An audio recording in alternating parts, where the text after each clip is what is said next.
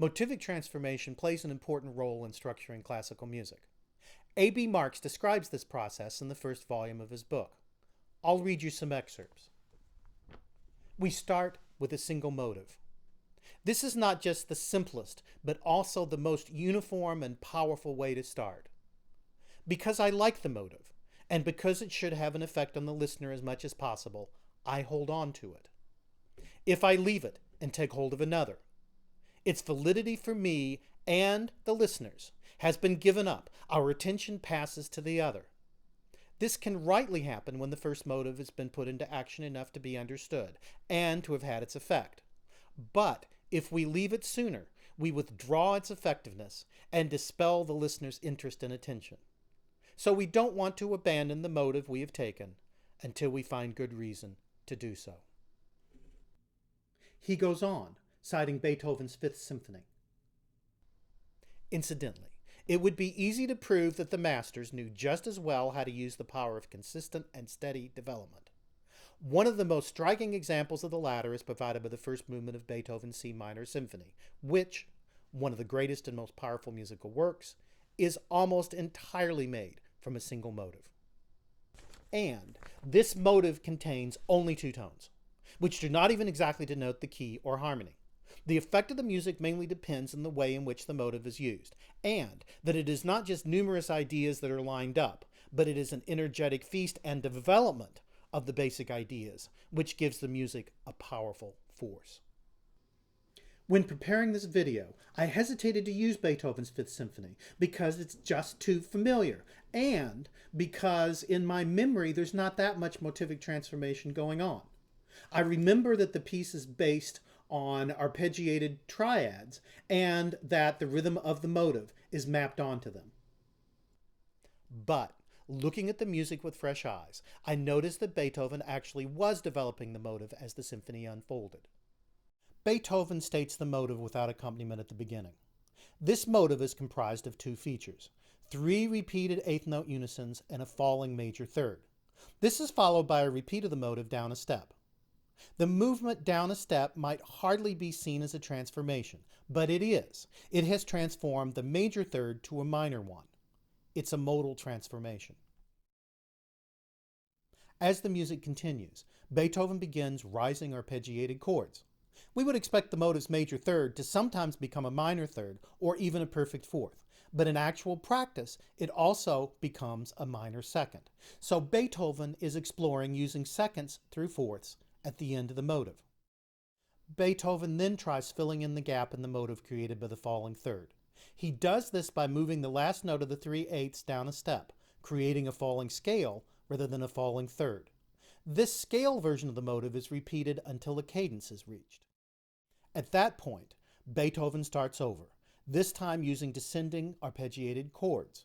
Beethoven then introduces a version of the motive rhythm on unison pitches, followed by a version that has two-note groupings.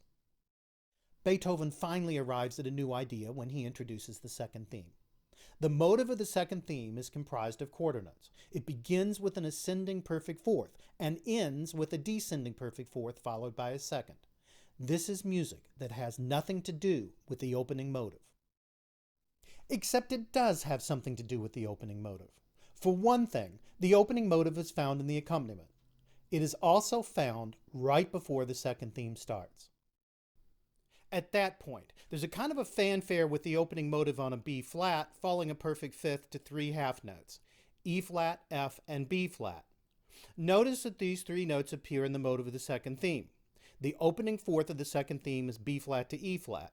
The descending fifth toward the end of the second theme is F to B flat. The half notes from this little fanfare provide a kind of a skeleton for the second theme. I hear the music leading up to the second theme as a kind of a puzzle, like a combination lock, where Beethoven tries different versions of the motive in different combinations until he finally hits on the solution, the descending perfect fifth. This combination then causes the proper continuation to be revealed, the half-note skeleton.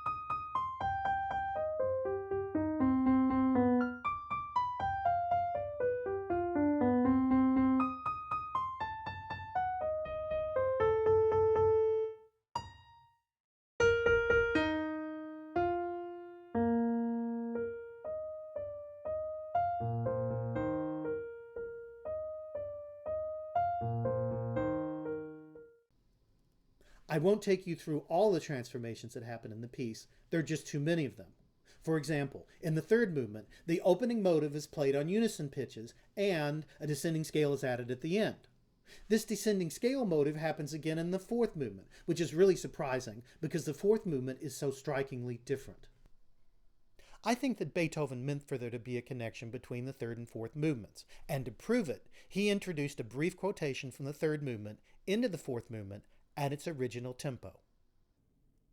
But I'm not going to talk about all that. What I do want to talk about is the coda. The coda is often seen as a major blunder on Beethoven's part. It's both too long and boring. Classical period codas are usually made up of closure redundancies. These consist of tonic and dominant. This can be very formulaic. And in the case of Beethoven's piece, it's both formulaic and too long. When I was young, I thought Beethoven's coda was a joke. Surely he was poking fun at the audience who, eager to applaud, would applaud too early and thereby embarrass themselves. Beethoven wrote numerous joke endings to other pieces, most notably the Piano Sonata Opus 31 No. 1, and I assumed he was doing the same kind of thing here. Today, I don't think the joke hypothesis holds any water. The Fifth Symphony contains very little humor, and I don't think Beethoven would spoil a triumphant ending with a joke. I asked myself, what could Beethoven have done to make the coda better? The obvious answer is to have included references to the original motive. Then, I took a look at Beethoven's coda, and I noticed that maybe that's exactly what Beethoven actually did. Beethoven used the motive rhythmically on unisons in the third movement, and I think that's what he's doing in the coda. It's interspersed here with tonic and dominant closure redundancies. Beethoven had to work out a rhythmic development for the motive in the coda, and I think that's why it's longer than it would be if it just included tonic and dominant closure redundancies. To demonstrate this, I found as many instances of the motive in the coda as I could, and I've altered their last pitches by moving them down a third to make the motives more obvious. The altered version's on the top of the scrolling score, the original's on the bottom. I'll play the altered version first to get the patterns in your ears. Then I'll play the original. At that point, the motive should be more obvious.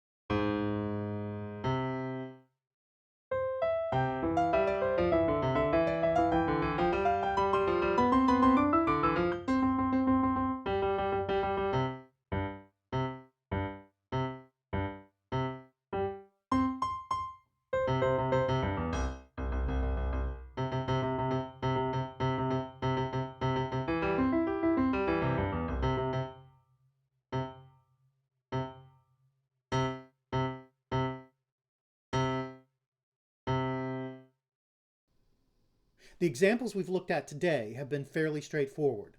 Next time, I'd like to look at a more subtle piece, Beethoven's Tempest Sonata.